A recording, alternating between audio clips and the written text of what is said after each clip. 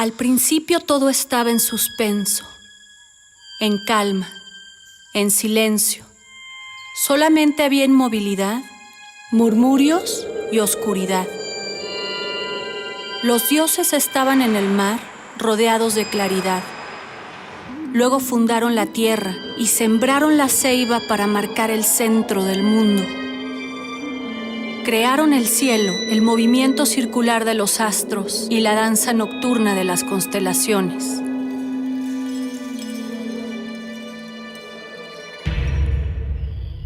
Los mayas fueron hombres devotos y guerreros,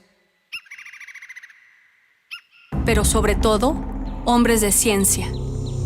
Como guerreros, los grandes reyes mayas combinaban estrategia política con fuerza militar, para dominar a sus rivales buscando controlar territorios. Como astrónomos observaron el cielo y registraron los fenómenos celestes con gran rigor. La historia de esta gran civilización está llena de misterios, y seguramente uno de ellos es el que encierra su calendario. Mucha gente me ha preguntado si las inscripciones que mencionan la fecha del 23 de diciembre de 2012 se relacionan con la creencia popular del fin del mundo. Pero, ¿qué dicen exactamente los mayas?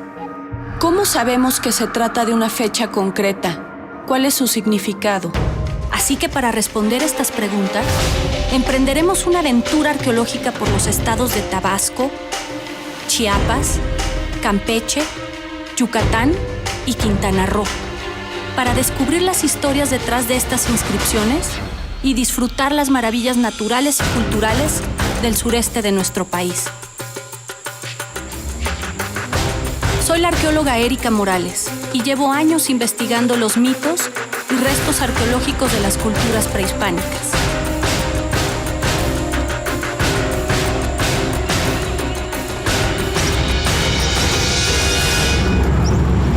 Cada vez que me subo a un avión, no puedo evitar sentir la adrenalina que recorre todo mi cuerpo. Y es que sé que voy a explorar un nuevo sitio arqueológico. Sin embargo, hoy, esa emoción es mucho más grande, porque mi objetivo es difundir el mensaje de una gran cultura. Nos dirigimos hacia Villahermosa, en donde comienza la primera pista de nuestra aventura. Esta ciudad será el punto de partida de mi recorrido en busca de la antigua civilización maya y de los lugares más característicos de su presente.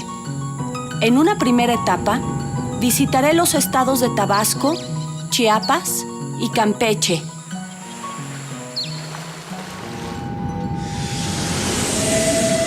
Lo primero que haremos al aterrizar será dirigirnos hacia el museo que resguarda el monumento labrado con la fecha del año 2012.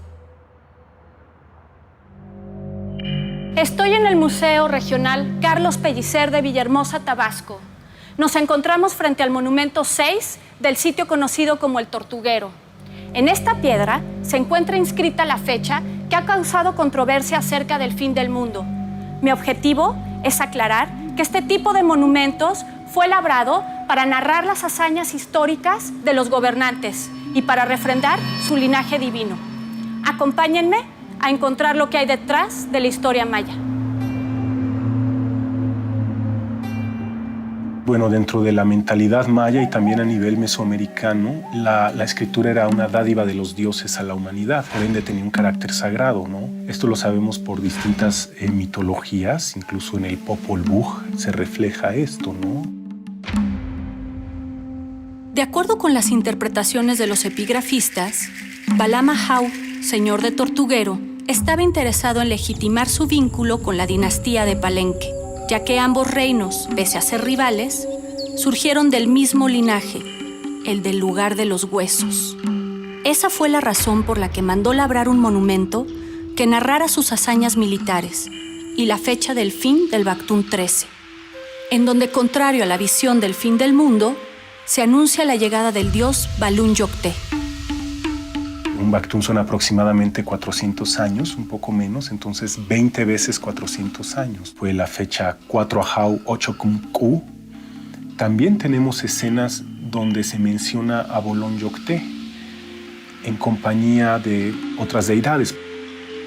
Pero el monumento 6 de Tortuguero no ha sido el único al que se le ha relacionado con fechas proféticas. A 60 kilómetros de la ciudad de Villahermosa está la zona arqueológica de Comalcalco. Se dice que aquí se encuentran unos ladrillos labrados con la fecha del 23 de diciembre. El sitio es manufactura maya, las construcciones son elaboradas con ladrillos, por lo mismo los fundadores del sitio construyeron con el barro que iban sacando del fondo de los pantanos. El proceso es similar a como lo hacen actualmente. La diferencia es que los ladrillos no vienen en moldes, aparece con un núcleo negro, se desbarata fácilmente, no es un buen ladrillo para construir. Muchos de los ladrillos tienen motivos decorativos, ya sea animales, personas, antropomorfos, zoomorfos, epigráficos, algunos vienen con escritura y algunos vienen con unas inscripciones, unos dibujos extraordinariamente bien hechos, no parecen los dibujos hechos al azar, ¿no? Los ladrillos con representaciones de personas los hemos visto en los muros, en las pilastras y en los muros divisorios de las crujías. Y los ladrillos con representaciones arquitectónicas los hemos visto en la techumbre de los edificios. Y los ladrillos con representaciones con escritura, con epigrafía, sobre todo los calendáricos, los hemos visto empotrados en los santuarios de los edificios. Curiosamente, muchos de ellos corresponden a las fechas de inauguración de esos templos.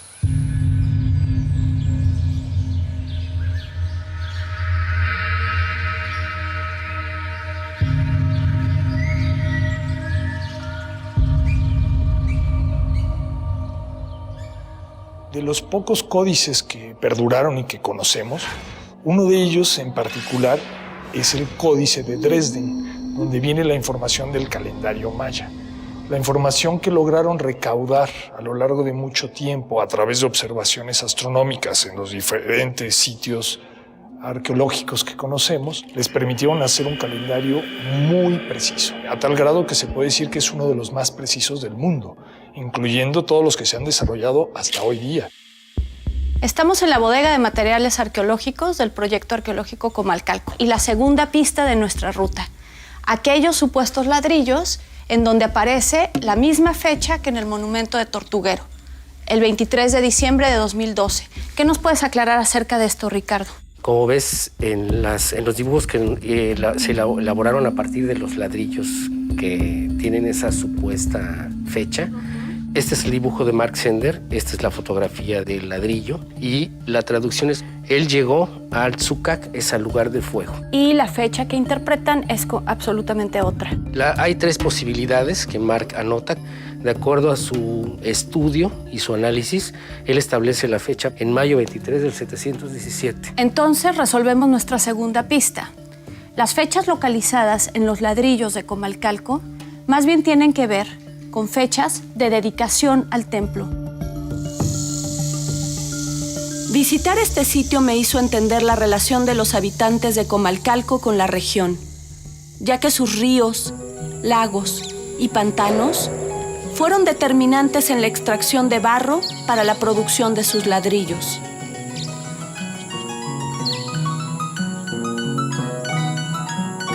Pero el estado de Tabasco no solo se caracteriza por sus verdes paisajes, también por el delicioso sabor de su tierra.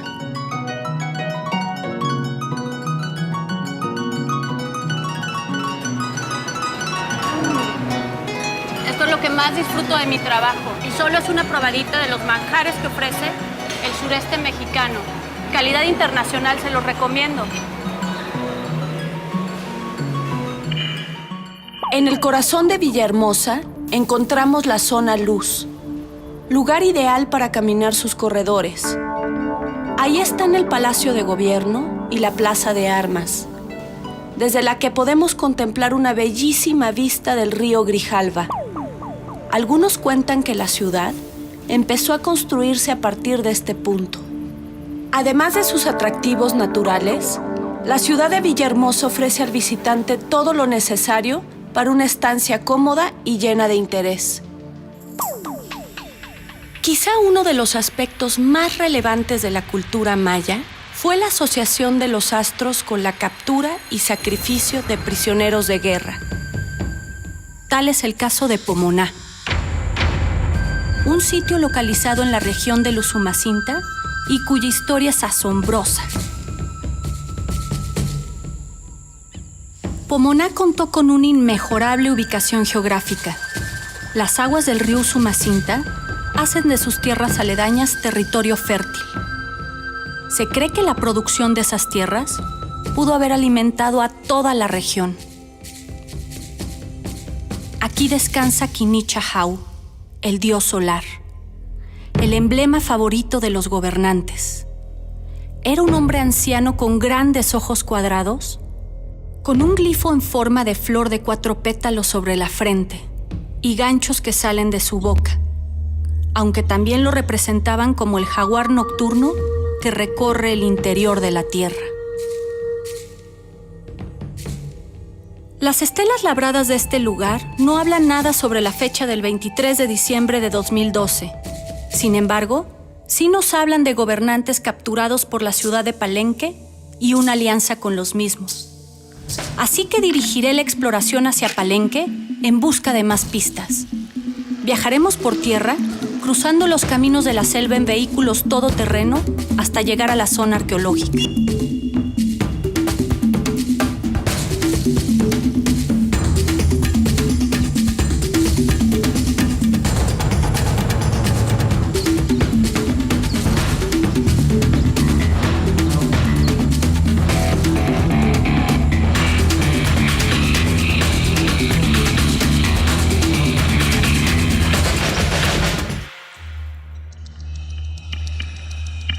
Hace alrededor de 1400 años, reinó en Palenque un gobernante llamado Pacal.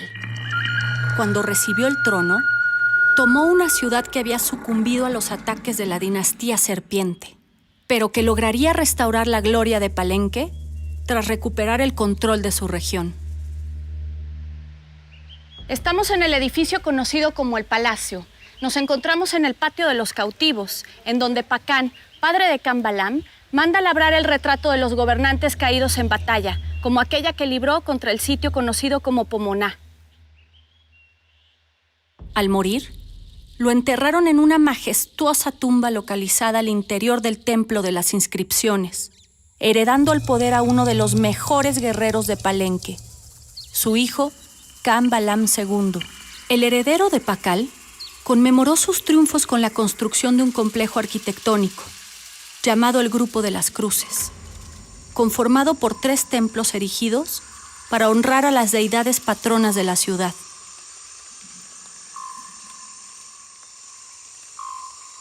Al ser grandes astrónomos, imagínense la importancia que le daban los mayas a la observación del cielo. Hace 1322 años, Júpiter, Saturno, Marte y la Luna se alinearon para marcar el fin y el inicio de un nuevo Catún. La alineación de objetos celestes es muy común. Los mayas tenían predilección por ciertos planetas al observarlos. Tenían tanta información astronómica que lograron hacer su calendario y pudieron poner un principio y un fin. Mantener este orden divino del que hablábamos. Una parte era observar rigurosamente los finales de periodo, ¿no? Y para ello necesitaban la precisión de su calendario. Empezaríamos por el Kin. Un Kin es un día, seguido por el Winal, o también llamados meses de 20 días. Seguiría el Tun, que es un ciclo de 360 días, y a partir de allí los ciclos van aumentando por un factor de 20, ¿no? El siguiente sería Katun, que son 7200 días, es decir, 360 por 20, ¿no? Y seguiríamos con el Baktun, que es un ciclo de 400 años, pero años de 360 días, es decir, 144,000 días. En la cima del Templo de la Cruz Foliada se encuentra uno de los tableros más impresionantes del área maya. En él, Cambalam mandó labrar 2 fechas. La primera marca el final del Baktún 12, en el año 1618 de nuestra era, y también el inicio del Baktún 13, que termina este 23 de diciembre de 2012, mientras que la segunda marca el fin del Catún Ochoajau en el año 692 después de Cristo. Las inscripciones de Cambalam nos llevarán después a Chichén Itzá, en Yucatán. Pero para tener más pistas sobre estas dos fechas, tendremos que adentrarnos primero en el corazón del río Usumacinta y descubrir lo que esconde el pasado de la selva lacandona y la historia maya. Uno de los registros más bellos de las guerras mayas sobrevive al paso del tiempo en Bonampak. Se trata de un templo de 3 edificios con murales en sus bóvedas y muros. Ahí pintaron lo que forma parte de una colorida manifestación del arte maya. Guerreros con atavíos de piel de jaguar y plumas de quetzal en plena batalla. Y escenas rituales con músicos y danzantes. Bonampak se localiza en el centro de la selva lacandona y fue uno de los lugares más importantes del periodo clásico tardío. Los murales han recibido diferentes interpretaciones. Sin embargo, la más aceptada asegura que narra una sola historia que incluye los preparativos y el desarrollo de una batalla, así como la celebración de la victoria. Después de haber conocido los sitios arqueológicos de los estados de Tabasco y Chiapas, me di cuenta de lo que significó la selva para estos pueblos, así que decidí tomarme una pausa y experimentar la fuerza de la naturaleza en el río Lacanjá.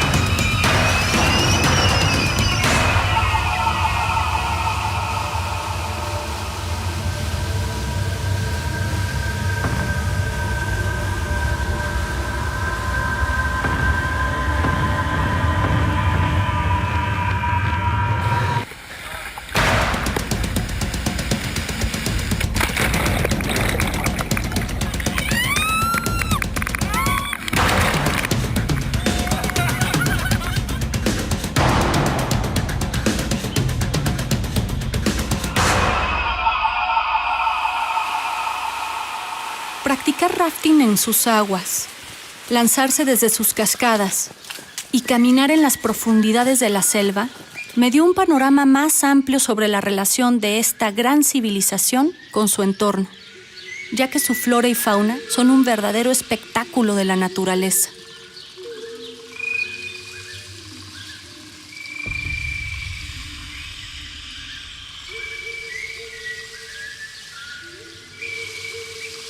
Disfrutar de la experiencia del río Lacanjá fue un buen preámbulo para embarcarme hacia Yaxchilán por el río Usumacinta.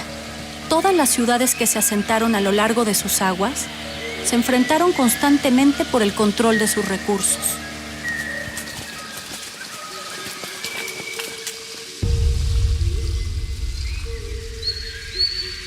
Los edificios de Yaxchilán guardaron en secreto la historia de los gobernantes de este lugar, donde aún se conservan en buen estado sus inscripciones.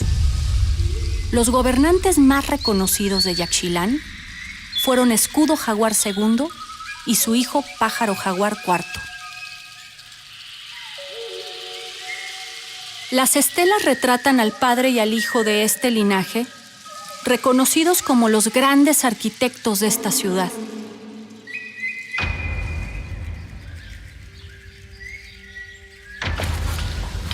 Este es el edificio 33 de Yaxchilán, el más imponente y característico de este lugar. Aquí podemos encontrar una cámara mortuoria al pie de la escalinata, una escalera jeroglífica que narra el mito del juego de pelota y coronándolo, la crestería, que antiguamente se encontraba decorada. En la escena del escalón, Pájaro Jaguar se prepara para recibir una pelota simbólica hecha de prisioneros atados, mientras 2 enanos lo observan. Esta escena nos recuerda el mito que narra la derrota de 3 dioses del inframundo que jugaron contra los gemelos Hunahpu e Xbalanque, quienes tras la victoria renacieron como el sol y la luna. Imagínense qué tan grandes fueron como guerreros al proyectar todo un complejo de edificios para conmemorar sus hazañas en batalla. Aquí, en lo alto de la colina, vive una familia de monos araguatos. Según la tradición del Popol Vuh, el libro sagrado de los mayas, los monos eran descendientes de los primeros moradores del mundo, los hombres de madera, quienes al no tener alma, fueron destruidos por los dioses y destinados a vivir en las ramas de los árboles.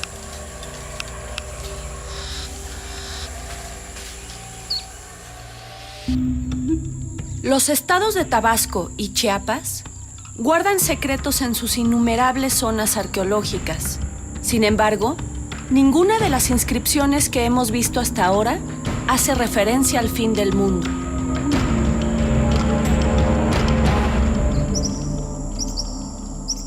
Seguimos tras la pista del heredero de Pakal, Kambalam II, pero antes atravesaremos la selva para conocer la zona arqueológica de Calakmul, en Campeche.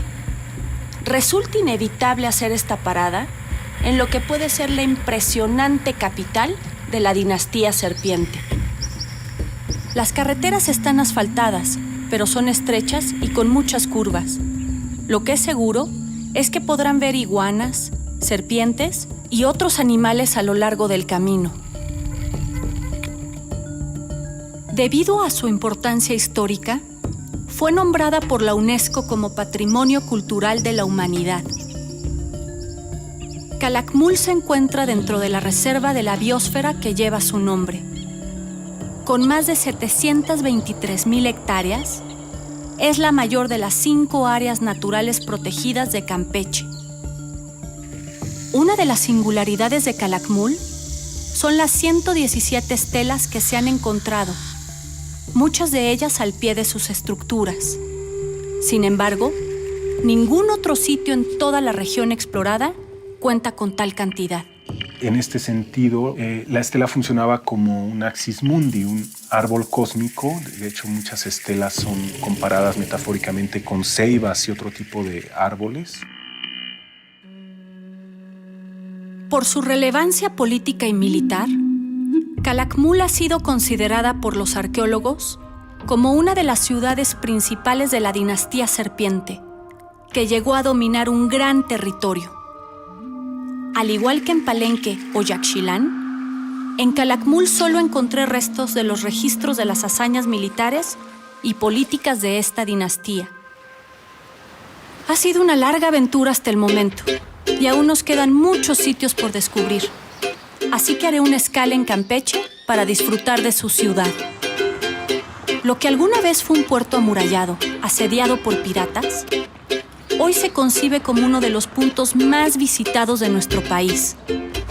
Sus calles coloniales le otorgan una gran riqueza cultural. Sin duda, un lugar lleno de magia e historia.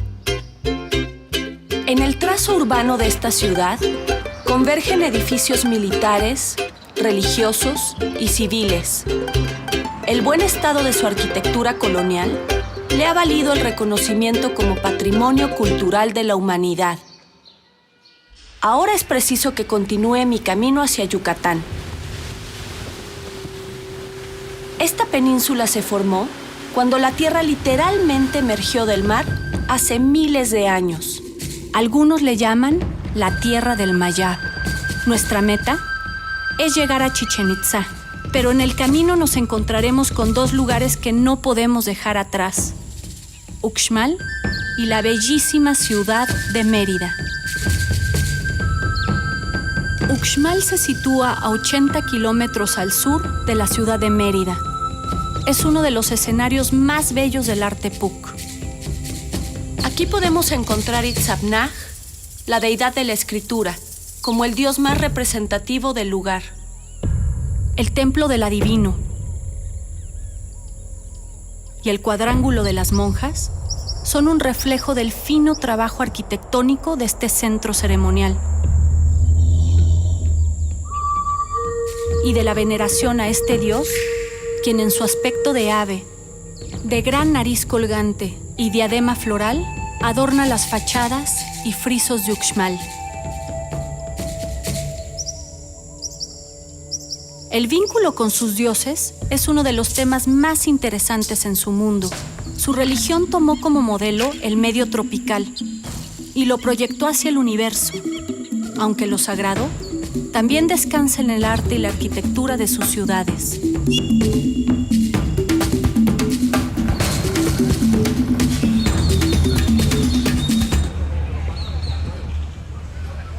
Ahora me toca ahorrar energía y prepararme para mi segunda ruta. Para ello, tomaré un descanso en la ciudad de Mérida. Esta bellísima ciudad es uno de los referentes culturales más importantes del sureste mexicano. La hospitalidad de su gente, el sabor de su gastronomía y la riqueza histórica nos obligan a hacer una parada en esta mágica ciudad.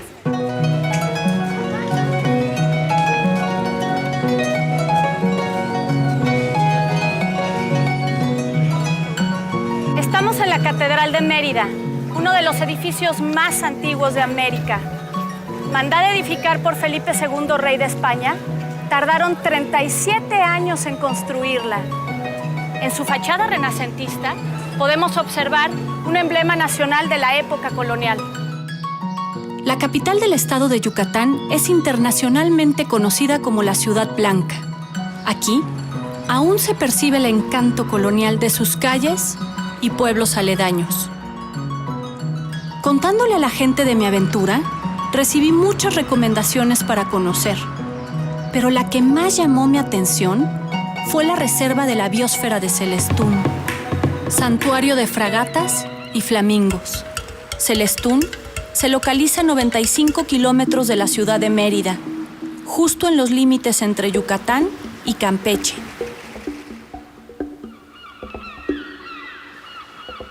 El ecosistema de Celestún es único debido a la combinación del agua dulce, proveniente del río del mismo nombre, y el agua salada del Golfo de México. Uno de los guías me platicó sobre el impacto ecológico que tiene este lugar en la región, ya que alberga una gran variedad de especies entre sus aguas y manglares. Después de visitar la reserva, pasé la noche en un paraíso a la orilla del mar. Disfruté de la experiencia de un hospedaje relajante y renovador, en donde me preparé para continuar la ruta hacia la ciudad de Chichén Itzá y conocer el territorio que alguna vez dominaron los itzáes.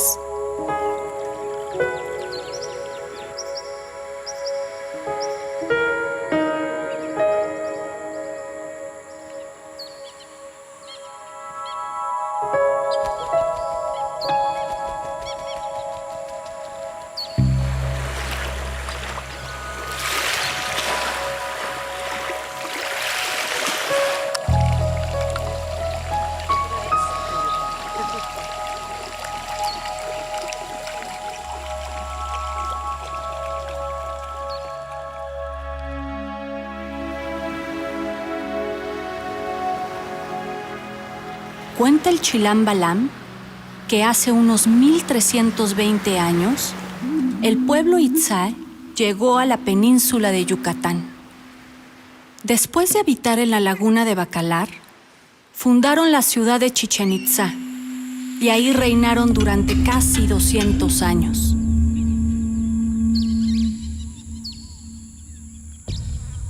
Más tarde, establecieron una alianza con los Tutulxú, quienes clamaban vínculos con la ciudad de Tula, donde el gran Kukulcán fue llamado Quetzalcóatl. Cuando los itzáes gobernaron en Chichén Itzá, tuvieron muchísima fuerza e influyeron en ciudades como Tulum o Cobá hacia la costa oriental, Uxmal y Mayapán más hacia el sur.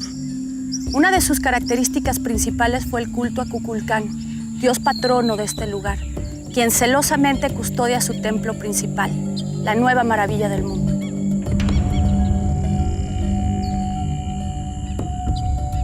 El castillo tiene una altura de 24 metros sobre una plataforma de 55 metros de ancho, de la que surgen 4 escaleras que representan los puntos cardinales y cuyo número de peldaños coincide con los 365 días del año. Los 9 cuerpos escalonados dividen a la pirámide en 18 terrazas que simbolizan los 18 meses del calendario maya. En los equinoccios de primavera y de otoño, sucede algo extraordinario en la escalera norte. Los escalones proyectan un juego de sombras que configuran la imagen de la serpiente emplumada descendiendo a la tierra. Situado a un costado del castillo, el Templo de los Guerreros recibe su nombre por los relieves de sus columnas, en donde se muestran guerreros sujetando a sus prisioneros. Pero la imagen más representativa de este monumento militar es sin duda el chacmol, una figura con las piernas dobladas que custodia la entrada al templo. El juego de pelota de esta ciudad es el más grande de Mesoamérica. Su diseño arquitectónico es impresionante. El número de jugadores, el equipo utilizado y el estilo de juego variaba dependiendo la región. La iglesia es un pequeño edificio que combina el estilo Puc y el maya tolteca. Aquí sobresalen las esculturas de Itzamnaj. Y no podía faltar el caracol, un edificio lleno de ciencia, un espacio dedicado a la observación y el conocimiento. Estas prácticas se conjugaban en sus sacrificios, ritos y ofrendas, y las destinaban a preservar su filosofía del tiempo. Creían en un mundo paralelo situado bajo la superficie de la tierra. Ahí residían algunos dioses y los difuntos. Se llamaba Xibalbá. Uno de los accesos a este inframundo eran los cenotes, los cuales conectaban la superficie con las profundidades de la tierra. Justo en Chichén se encuentra el cenote sagrado, lugar en el que los sacerdotes ofrecían desde objetos valiosos hasta sacrificios humanos. Aquí es donde por fin despejamos la pista que nos dejaron las fechas de Cambalam de Palenque. En el tablero del Templo de la Cruz Foliada, este guerrero mandó labrar la fecha en que se alinearon Júpiter, Saturno, Marte y la Luna, hace 1322 años. Fecha que también mandó registrar en un pectoral de jade que fue ofrendado en las aguas del cenote sagrado de Chichén Itzá.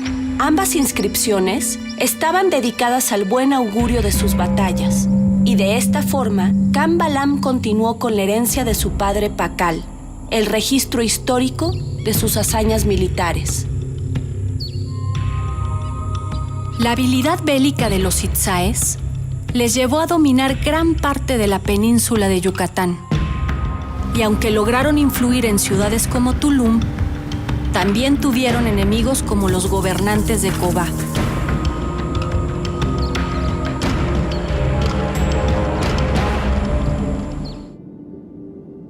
Para llegar a Tulum desde Chichén, es necesario viajar por la autopista 180 en dirección hacia Cancún y de ahí hacia el sur por la Riviera Maya. Tulum se localiza en la costa de Quintana Roo, a tan solo 24 kilómetros de Xiancán. Ambos fueron importantes puntos de comercio del área maya y estaban comunicados por un canal a través del arrecife que desemboca al Caribe. En la actualidad, Xiancán es una reserva que ocupa el tercer lugar de las áreas protegidas de los ecosistemas mexicanos, con más de 652,000 hectáreas y 120 kilómetros de arrecife coralino. Aquí conocí a Hugo Estrada, uno de los guías, quien me mostró la gran diversidad de especies que equilibran la vida de este lugar. De hecho, este petén se llama Cayo Venado por lo mismo, porque dentro del petén encuentras muchas huellas de venado. Por esa razón, fue declarada por la UNESCO Patrimonio de la Humanidad. Así que aquí, tomé una lancha y me embarqué hacia Tulum, puerto prehispánico que fue bautizado por los españoles por su imponente muralla.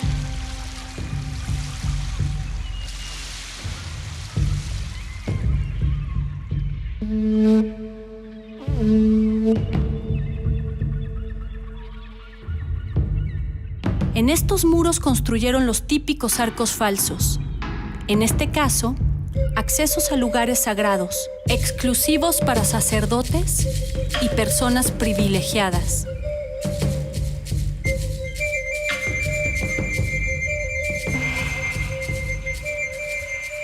Estamos frente al castillo, la estructura más importante y más alta de Tulum. En ella podemos observar al dios descendente y dos columnas que nos recuerdan a Kukulcán, el dios principal de Chichén Itzá. Es posible que la estructura conocida como el castillo funcionara como un faro que ubicaba la navegación a lo largo de esta riviera. Los habitantes de este lugar le rendían culto al dios descendente, quien estaba estrechamente relacionado con el sol.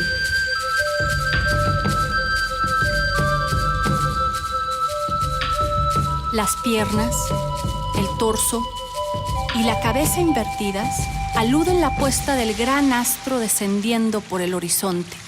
De ahí que el nombre antiguo de Tulum fuera Samal, que significa amanecer. Muy cerca de Tulum se encuentra el lugar ideal para vivir la emocionante experiencia del ecoturismo en la naturaleza maya.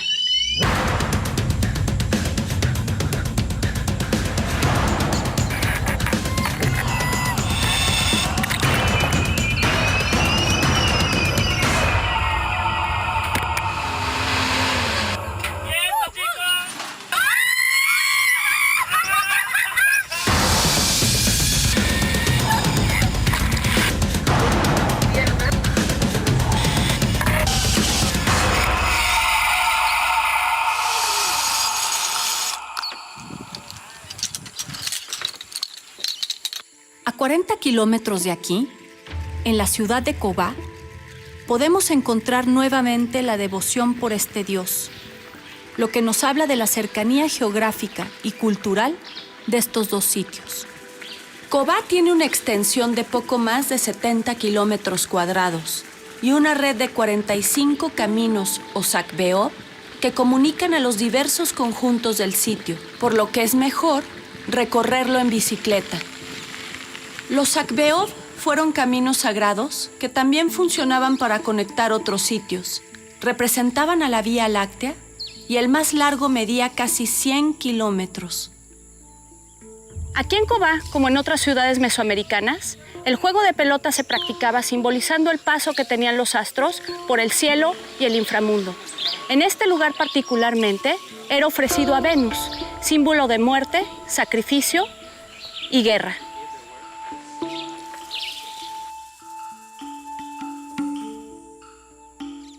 Nos encontramos frente al Nohoch-Mul, o Gran Montículo.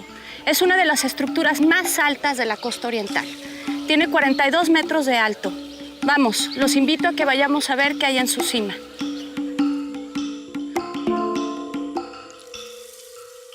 Y por fin llegamos a la cima. Después de 120 escalones vale la pena. Nos encontramos con un templo del dios descendente, el mismo que se encuentra en Tulum. Aquí no solo se realizaban rituales para depositar las ofrendas, sino que también se tenía una vista panorámica de todo el territorio que dominaba esta región, sobre todo de los lagos que se encuentran al fondo, sin los cuales hubiera sido imposible construir esta hermosa ciudad. Esta antigua ciudad maya está rodeada de 3 lagos que en su apogeo abastecieron a sus habitantes.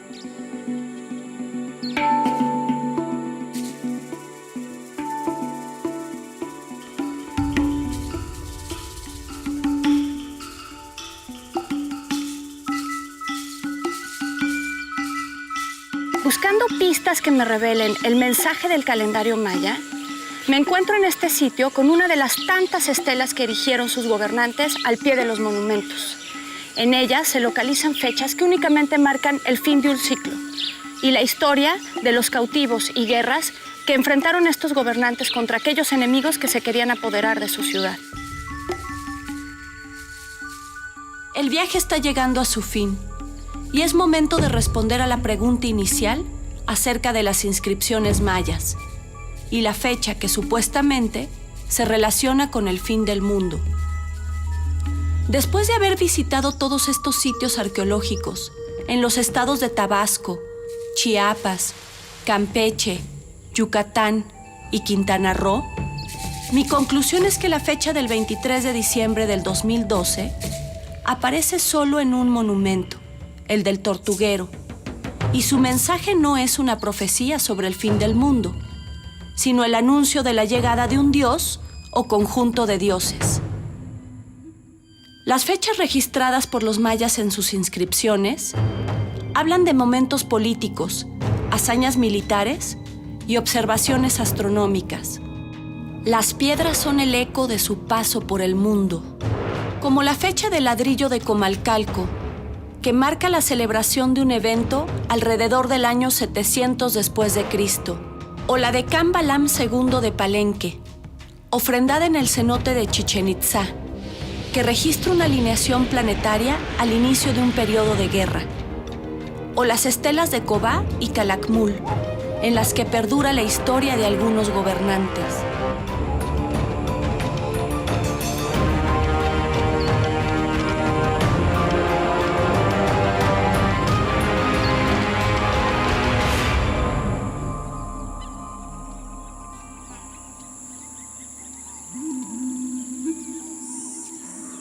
Como el sureste mexicano, el área maya está repleta de zonas por descubrir.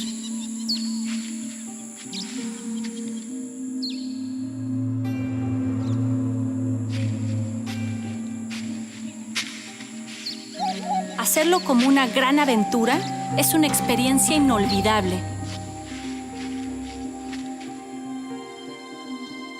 Esto es Plan de Ayutla, un sitio espectacular.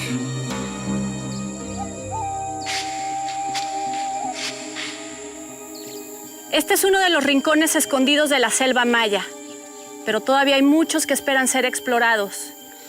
Te invito a que descubras los secretos de esta gran cultura en este nuevo ciclo.